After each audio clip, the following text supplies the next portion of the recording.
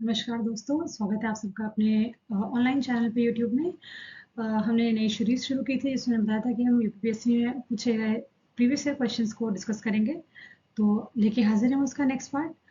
आज हमारे questions polity के हैं। ये हमारे लास्ट ईयर पूछे हुए क्वेश्चंस हैं। क्वेश्चन हमारा पूछा गया था आर एग्जाम जो कैंसिल हो गया था, ऑल्दो ये बहुत ही कॉमन क्वेश्चन है। तो पूछा गया है कि which among the following is the correct order mentioned in the preamble of the Indian Constitution? Means कि इंडियन कॉन्स्टिट्यूशन में वर्ड्स किस ऑर्डर में मेंशन्ड है। ठीक है, तो बहुत ही बेसिक क्वेश्चन है भाई। अब प्रेम्बल हम सबको, मतलब अगर हम कॉम्पिटेटिव एग्जाम की तैयारी करें तो प्रेम्बल हम सबको रटा होना चाहिए। तो ये है sovereign socialist secular democratic Republic. ठीक है, क्वेश्चन हमारा which of the following pairs is not correctly match. देखिए कुछ आर्टिकल्स दिए हैं और पूछा गया कौन सा करेक्टली मैच नहीं है। तो आर्टिकल्स हमारे जो है 240 हमारा डील करता है यूनियन टेरिटरी से। 241 के ए में हमारे पास अंडमान एंड निकोबार है, बिल्कुल सही है। 241 के बी में लक्षद्वीप है, ये भी हमारी करेक्ट इन्फॉर्मेशन है। 241 के ई में पुडुचेरी, ये भी हमारी सही है। पर 241 के डी में हमारा है दमन एंड दीव, और दादरा नगर हवेली किसमें है, ये हमारा सी में। ठीक है, अगला क्वेश्चन देखते हैं which article of Indian constitution deals with the suability of the state. Suability of the state से हमारे कौन सा आर्टिकल डील करता है। देखिए आर्टिकल 100 क्या है, अगर आपने पढ़ा होगा, कोरम की बात करता है 1/10। ठीक है, आर्टिकल 200 की बात करें तो आर्टिकल 200 जो है ये जो स्टेट लेजिस्लेचर में जो गवर्नमेंट की पावर है बिल को असेंड करने की, वो हमारी बात करता है आर्टिकल 200। आर्टिकल 300 हमारी बात करता है सूट्स एंड प्रोसीडिंग्स की। स्टेबिलिटी ऑफ द स्टेट पूछा गया तो सूट्स एंड प्रोसीडिंग्स की बात करता है, किसमें आता है, यही आता है हमारा पार्ट 12 में। ठीक है, और आर्टिकल 330, आर्टिकल 330 पढ़ा हुआ है reservation of seats in 330 A B, ये समझ गए, reservation of seats regarding to schedule caste. ठीक है, इन लोकसभा। ठीक है, आर्टिकल 300 ये हमारा है सूट्स एंड प्रोसीडिंग्स। यहीं पे एक और आर्टिकल डिस्कस कर लेते हैं 300 ए। वो क्या है हमारा, वो हमारा है राइट टू प्रॉपर्टी, जो पहले फंडामेंटल हुआ करती थी, बाद में इसको हम किस में ले आए, इसमें इसको हम आर्टिकल 300 ए में ले आए। Next is which of the following is not correct, कौन सा करेक्ट नहीं है। पब्लिक सर्विस कमीशन 315 बिल्कुल सबको रटा होगा। सुप्रीम कोर्ट ऑफ इंडिया 124 सबको रटा है। फाइनेंस कमीशन देखिए गड़बड़ है, फाइनेंस कमीशन क्या है हमारा article, finance commission is article 280। And election commission of India 324। बहुत बेसिक आर्टिकल्स पूछे गए हैं, एकदम हमारा सही हो गया है। ठीक है, नेक्स्ट क्वेश्चन है which of the following constitution schedule subject is not correctly match, कौन सा करेक्ट मैच नहीं है। देखिए 9 शेड्यूल दिया है, allocation of seats, allocation of seats अगर आपको याद होती है हमारा किससे है, ये हमारा 4th शेड्यूल में है, ना कि 9 शेड्यूल में। और 9 शेड्यूल किससे हमारा, 9 शेड्यूल हमारा है लैंड रिफॉर्म से। ठीक है, ध्यान रखिएगा। और 8 शेड्यूल लैंग्वेजेस हैं, कितनी लैंग्वेजेस हमारे पास 22, ये भी याद रखने वाली बात है। फर्स्ट शेड्यूल हमारा यूनियन टेरिटरी, बिल्कुल सही है। और 11 शेड्यूल हमारा क्या है, पंचायती राज। 12th क्या था, 12th है हमारा म्यूनसिपैलिटीज। अगला देखते हैं which of the following is not in union list. Union list में कौन सा नहीं है, देखिए 3 तरह की लिस्ट में पड़ी है आपका, स्टेट लिस्ट, कॉन्करेंट लिस्ट और यूनियन लिस्ट। तो यूनियन लिस्ट में करेंसी यूनियन लिस्ट का पार्ट है, बैंकिंग सिस्टम यूनियन लिस्ट का पार्ट है, एजुकेशन यूनियन लिस्ट का पार्ट ना होगी, किसका पास, ये हमारा कॉन्करेंट लिस्ट का पार्ट है, और डिफेंस भी हमारा यूनियन लिस्ट का पार्ट है। तो इसका आंसर हो जाएगा सी, education. Next question is, which of the following article was added by the 86th Constitutional Amendment in 2002 to make education a fundamental right? देखिए एजुकेशन को फंडामेंटल राइट बनाने के लिए कहा गया, कौन सा आर्टिकल ऐड किया गया था। अगर आपको याद हो तो ये हमारा था आपका 86 कॉन्स्टिट्यूशन अमेंडमेंट। ठीक है, जो हमारा कब हुआ था, ये हमारा आया था 2002 में। ठीक है, इसके थ्रू हमने क्या किया कि फ्री एंड कंपलसरी एजुकेशन, ठीक है, किसको दी गई, up to 6 to 14 years age group के सारे स्टूडेंट्स को क्या किया, फ्री एंड कंपलसरी एजुकेशन। और ये आर्टिकल हमने किसमें इंसर्ट किया, हमने इंसर्ट किया 21 ए में। नेक्स्ट क्वेश्चन है how many languages have been mentioned in the 8th schedule of the Indian constitution. अभी हमने बात की थी कि 8th शेड्यूल किससे डील करता है, ये हमारी डील करता है लैंग्वेजेस से। और कितनी लैंग्वेज मेंशन्ड है, 22 लैंग्वेजेस। कौन कौन सी, चलो रिवाइज कर लें एक बार। पहली है हमारी असमीज, देन बंगाली, गुजराती, हिंदी, कन्नड़, बोडो, डोगरी, मैथिली, संथाली। उर्दू है, तमिल, तेलुगु, सिंधी, संस्कृत, पंजाबी, उड़िया, नेपाली, मराठी, मणिपुरी, मलयालम, कोंकणी। देखिए ऐसे ये पूछ सकता है कि आपके कौन से पहले 14 मतलब बेसिक स्टार्टिंग में कौन सी लैंग्वेजेस थी, बाद में कौन कौन से हमारे ऐड हुई, उस तरह से इसको याद रखने की जरूरत है, बाकी पूरी 22 लर्न करने की जरूरत नहीं है। अगला, which of the following is not correctly match, कौन सा करेक्ट मैच नहीं है, रिगार्डिंग किसकी बात कर रहे हैं, ये गवर्नर की बात कर रहे हैं। अगर हम 154 बात करें article, executive authority of the government, बिल्कुल सही है। 153 ऑफिस ऑफ गवर्नर, ये भी हमारा सही है। 155 अपॉइंटमेंट ऑफ गवर्नर, ये भी सही है।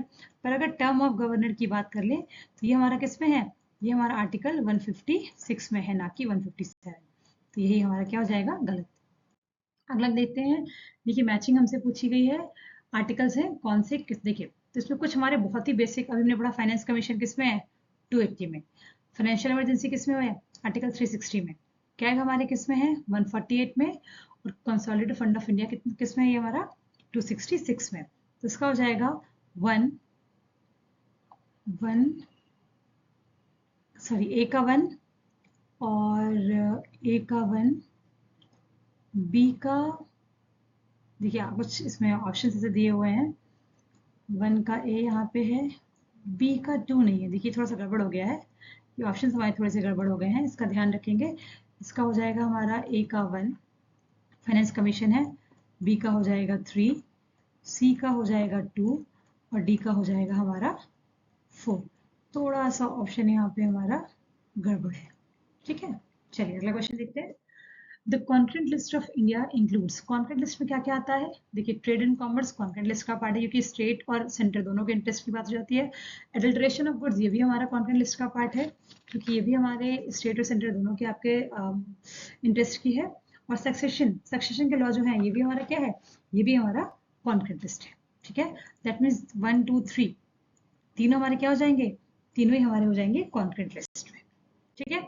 अगला क्वेश्चन है, which of the following articles is not correctly matched, कौन सा करेक्टली मैच नहीं है। देखिए अभी हमने पढ़ा था आर्टिकल 124, क्या पढ़ा था कि there should be a supreme court, ठीक है। Supreme court to be a court of record, ये 124 में ना होकर किसमें है, ये है 129 में। 132 की बात करें तो सही है, appellate jurisdiction of supreme court. 143 advisory jurisdiction of supreme court. And 136 special leave to appeal by the supreme court. तो ये सारे हमारे सही हैं, जो हमारा गलत है वो हमारा कौन सा हो जाएगा, हो जाएगा आर्टिकल 124, ठीक है। अगला क्वेश्चन देखते हैं। Next question is matching article 26, देखिए सबको याद होगा आर्टिकल 26 क्या है, freedom to manage religious affairs, ठीक है। आर्टिकल 40 ये किससे रिलेटेड है, ये पंचायती राज से, organisation of village panchayat. Article 98, article 98 हमारा किससे है, सेक्रेटरीट ऑफ पार्लियामेंट। और आर्टिकल 239 ये हो गया एडमिनिस्ट्रेशन ऑफ यूनियन टेरिटरीज। तो ए का 3, बी का 4, सी का 2 एंड डी का 1, ठीक है। इसका हमारा हो जाएगा ऑप्शन ए। नेक्स्ट क्वेश्चन देखते हैं।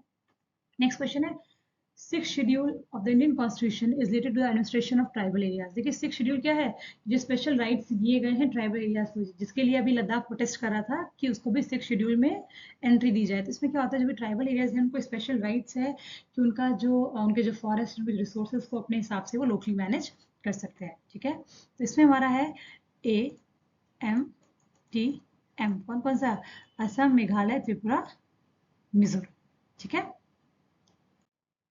Next is identify the correct chronological order in which the following states were created, ठीक है। अब इसमें क्या दिया गया है कि किस क्रोनोलॉजी में सारे स्टेट्स हमारे क्रिएट हुए थे। तो अगर आंध्र प्रदेश की बात कर लें, ये कब हुआ था हमारा 1956, ठीक है। सारा जो हमारा जो लैंग्वेज के बेसिस पे स्टेट्स बनने का जो शुरुआत हुई थी वो हमारी किसकी वजह से, आंध्र प्रदेश, क्योंकि जो अमरण अनशन पे बैठे थे, ठीक है, वही आंध्र प्रदेश से ही शुरू हुआ था वो हमारा। इसके बाद हम बात कर लें हरियाणा हमारा कब बना, हरियाणा हमारा 1966 में। फिर हमारा बना हिमाचल प्रदेश 1971 में। और सबसे आखिरी में, इन चारों में सबसे लास्ट में हमारे पास था सिक्किम 1975 में, ठीक है। सिक्किम का आपको याद हो तो दो आर्टिकल थे, एक था 35, एक आर्टिकल सॉरी अमेंडमेंट 35 और 36, ठीक है। 35 में हमने उसको ऐड किया था और 36 में हमने सिक्किम को स्टेट का दर्जा दे दिया था, ठीक है। तो करेक्ट ऑर्डर क्या हो जाएगा हमारा, हो जाएगा 1 3 2 4, 1 3 2 4, option C. Next question, the inclusion of the fundamental duties of the citizen in 1976 took place in the recommendations of, देखो क्वेश्चन पूछा गया जो फंडामेंटल ड्यूटीज हमने 1976 में ऐड की थी अपने कॉन्स्टिट्यूशन में, ठीक है, वो किस कमेटी की सिफारिश पे की थी? तो बहुत ही फेमस है स्वर्ण सिंह कमेटी, इन्हीं का सुझाव था। तो फंडामेंटल ड्यूटीज को क्या किया गया था? आपका ऐड किया गया था, ठीक है। किस में ऐड किया गया था? ये हमारा आर्टिकल 51 का ए था, ठीक है। और कब हुआ था ये अमेंडमेंट? 1976 में। Next is who is the guardian of fundamental rights of the citizen of India? पूछा गया कि हमारे जो फंडामेंटल राइट्स हैं उसको प्रोटेक्ट करने के लिए कौन काम करता है? तो सबसे important that is your supreme court, ठीक है। नेक्स्ट क्वेश्चन है which one of the following freedoms is not guaranteed under article 19? पूछा गया आर्टिकल 19 के अंदर कौन सी फ्रीडम नहीं दी गई है, ठीक है। तो पहला है freedom to practice any trade, बिल्कुल सही है। Freedom to move freely throughout the India, ये भी ठीक है। Freedom to assemble peacefully without arms, ये भी सही है। Freedom to own, acquire and dispose of property हमने बात कर ली थी कि फंडामेंटल राइट नहीं है, इसको हमने लीगल राइट बना दिया है। किसमें? आर्टिकल 300A के अंतर्गत, ठीक है। तो ये आंसर हो जाएगा डी। अगला है consider the following statements about the fundamental rights in India, ठीक है। फंडामेंटल राइट्स की बात की गई है इंडिया में। सबसे पहले क्या है? They are justifiable in nature, अभी हमने बात की कि हमारे फंडामेंटल राइट्स को कौन इंश्योर करता है? सुप्रीम कोर्ट ऑफ इंडिया, बिल्कुल सही है। They are absolute in nature, नहीं, देखिए यहीं पे थोड़ी सी प्रॉब्लम है, एब्सोल्यूट नहीं है। क्यों नहीं है? क्योंकि जैसी रिक्वायरमेंट है, जैसे स्टेट की आपकी हमारी कंट्री की रिक्वायरमेंट होगी, उस हिसाब से हम क्या कर सकते हैं, इसको सस्पेंड कर सकते हैं। Like during emergency, third point है कि during emergency they can be suspended except articles 20 and 21। तो हमारा ये भी सही है, ठीक है।